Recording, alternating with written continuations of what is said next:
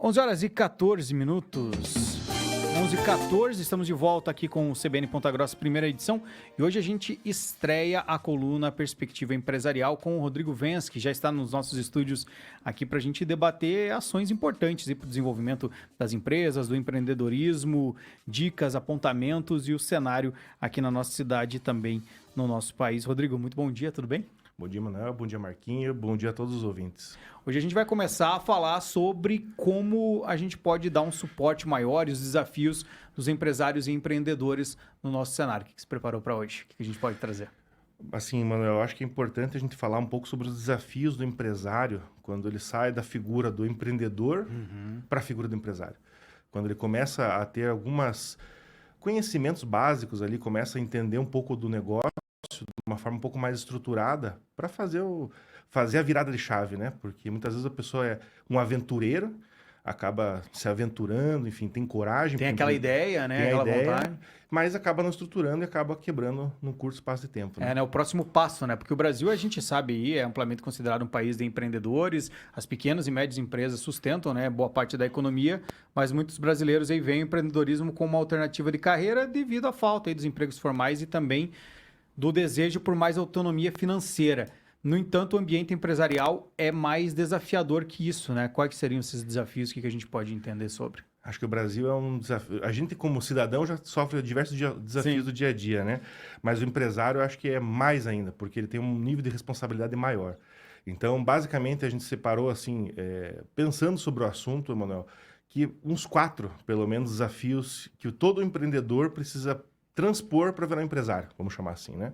Acho que primeiro, e todo ouvinte que está nos ouvindo agora vai concordar comigo, que é o tributo, né?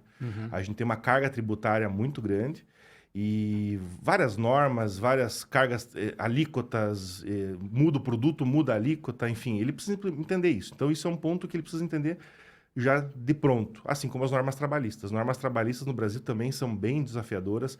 Você tem um volume de regulamentações específicas que fazem o empresário muitas vezes descumprir sem saber que está descumprindo. E isso gera um risco trabalhista que a gente está falando no mínimo 5 anos que ele fica pendurado quando ele acaba cometendo algum deslize. Existe também uma dificuldade muito grande na regulatória, porque assim, tem a Lei de Liberdade Econômica de 2019 que mudou bastante coisa e simplificou a forma das empresas terem acesso a alvarás, etc., né? Mas ainda assim é um desafio muito grande para o empreendedor. Por exemplo, ele quer abrir uma barraquinha de cachorro-quente. Poxa, ele tem que pedir licença para a vigilância sanitária e cumprir diversas normas. Se ele não faz isso, arrisca daqui 1, 2, 3 meses a prefeitura ir lá e fechar o carrinho dele. Então, isso também é um ponto fundamental. E outro ponto, que seria o quarto, é a dificuldade de acesso ao crédito. Então, o empresário ele começa pequeno, não se estrutura, não tem a contabilidade estruturada, não tem DRE, não tem patrimônio líquido, não tem uma organização que mostre para o banco que ele é capaz de fazer o pagamento de alguma dívida, por exemplo, para poder se alavancar. E aí, no Brasil, a gente percebe que muitas empresas não crescem por falta de acesso ao crédito. É ter essa análise, né, de saber, porque você precisa estar com o contexto da sua empresa, com essas normas, com esse entendimento, justamente para se preparar para passos e para ter uma sustentabilidade dentro dessa empresa. E para superar, ciente desses desafios que são complexos, como que o empreendedor pode pensar e o que ele deve fazer para transpor esses problemas? Acho que o principal, Manuel, é conhecimento, né? O Brasil, assim como a gente também tem uma capacidade empreendedora, o brasileiro ele é por si só um povo versátil, um povo batalhador. Nós também temos estruturas no próprio governo, né, de potencializar o empreendedor a se tornar um empresário, como é o caso do Sebrae. Então, o Sebrae tem diversos cursos e de qualificação mesmo, que ele vai atrás, ele consegue identificar possibilidades de melhoria no negócio dele. Então, mas lógico, o Sebrae é só uma ponta, né? Acho que ele pode, hoje em dia, com a difusão de informações na internet, ele consegue buscar o conhecimento até de uma forma mais informal e mais dinâmica, vamos dizer assim, né? Então, com certeza, para transpor os desafios, vamos lá, a cada 100 empresas que abrem, 25 fecham no primeiro ano e 50, aproximadamente, o número do Sebrae também, 50 fecham nos 5 anos. Então, metade das empresas em 5 anos vai morrer. E a gente está falando de números formais, porque tem muitas empresas que fecham, mas o empresário não fecha o CNPJ, deixa ativo, vai mantendo ali uma nota ou outra só para manter o CNPJ aberto, uma cultura do brasileiro, né? Mas, então, oficialmente, metade das empresas vão fechar em 5 anos. Por que isso acontece? Porque ele não planejou, não se estruturou, não buscou conhecimento para se desenvolver, enfim, desenvolver o negócio dele e sair, como eu digo, né? Do empreendedor para o empresário, para se tornar uma pessoa sólida, uma pessoa que tem uma visão de longo prazo do seu negócio, né? Tem que estudar sempre, né? Tem a parte que é o dom, a parte que é das ideias, mas tem muita situação que você pode desenvolver e aí que a gente cai na questão das habilidades, né? Do que é necessário para o empresário, para o empreendedor que está se tornando um empresário, que tipo de habilidades básicas que ele tem que ter e que podem ser desenvolvidas, né? Você tem muitos cursos e possibilidades de desenvolver isso. Não é algo que seja de um dom, né? Necessariamente. É algo que você pode trabalhar, né?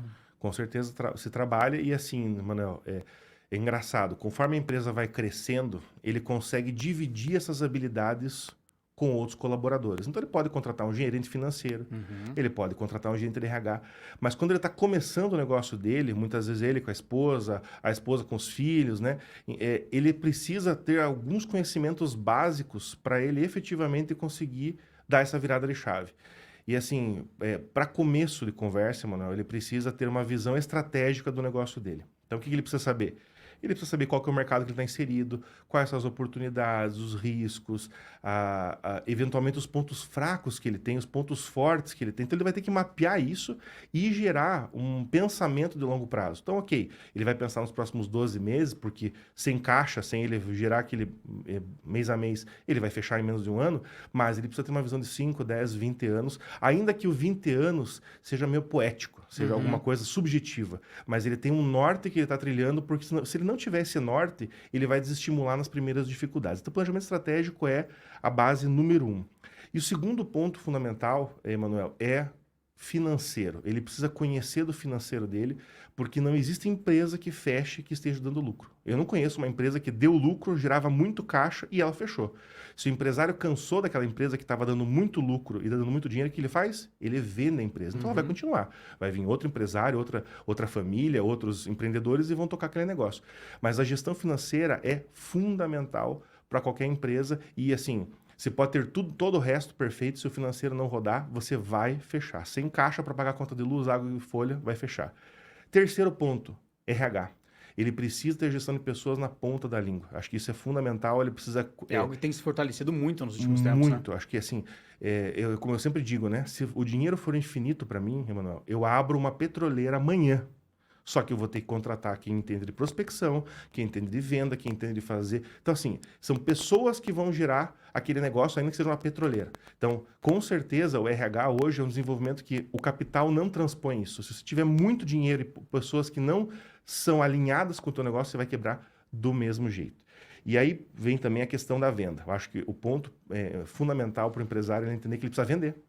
Entregar, né? Mas vender. Então, assim, ele entende de marketing, ele está buscando formas e canais de venda diferente. E aí vem também a questão da localização do negócio dele, enfim. Tudo que tem a ver com a capacidade de vender o produto. Se ele não vender para ninguém, ninguém comprar, ele pode pôr o dinheiro que for e vai fechar o negócio. E muitas vezes o empresário, ele sabe entregar, mas não sabe o vender. Ele tem um produto de qualidade, mas não sabe como que faz para as pessoas consumirem aquilo. E aí a solução é ele pôr dinheiro do próprio bolso, quero dizer, né? E ficar gastando seu próprio capital para manter o negócio aberto. E, na verdade, ele tem que trazer dinheiro novo. E por último, Manuel, que aí talvez seja o pulo do gato da nossa conversa.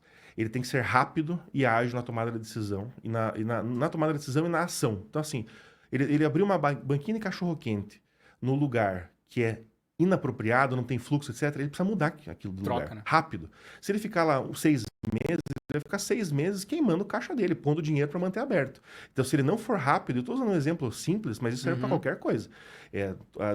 Contratação e desligamento rápida, questão de organização tributária rápida, tudo que ele puder fazer de uma forma ágil e rápida vai tornar o negócio dele muito mais eficiente. Muito bacana aí, a gente trazendo algumas dicas para vocês que querem mudar o passo, né? Sair de empreendedor e se tornar um empresário. Vai continuar com aquele perfil do empreendedor, mas vai poder dar passos maiores. Para a gente encerrar, Rodrigo, na tua experiência, como que tem sido a postura dos empresários frente a essas necessidades? Eles têm se preparado ou tem muita gente que está levando como dá? Assim, na verdade, existem vários perfis, né, Manuel? Eu vou te dizer pelo resultado. O empresário que tem resultado e que não fecha é o que faz, o que tem que fazer. ele tem autorresponsabilidade. Se ele só acompanha o mercado e fica só olhando e não toma atitude, não resolve, não vai buscar conhecimento, ele não vai dar certo. A menos que ele esteja num mercado fácil, um mercado que não tem muita competição, mas via de regra hoje em dia não é, essa não é a regra. Hoje o mercado é extremamente competitivo, então a palavra certa para o empresário que quer continuar tocando o negócio dele é autorresponsabilidade. Ele entender as dificuldades que ele tem, quais são os pontos de melhoria e agir, porque o negócio é dele. Se ele quebrar, não é o governo que quebrou ele, não é o funcionário que quebrou ele. Quem quebrou a empresa foi o empresário que não tomou as atitudes certas e não fez o que tinha que fazer para que o negócio desse certo. Então, a autorresponsabilidade, não adianta ele querer culpar os outros. Ele precisa entender que a culpa, a responsabilidade sempre é dele. Tem que chamar para ele também essa responsabilidade no ônus e também no bônus. Esse é Rodrigo Vensky, toda segunda-feira agora a partir das 11h10, 11h15, com a coluna Perspectiva Empresarial. Obrigado, Rodrigo. Hoje a gente já deu show aqui na primeira. Obrigado, Emanuel. Muito bacana.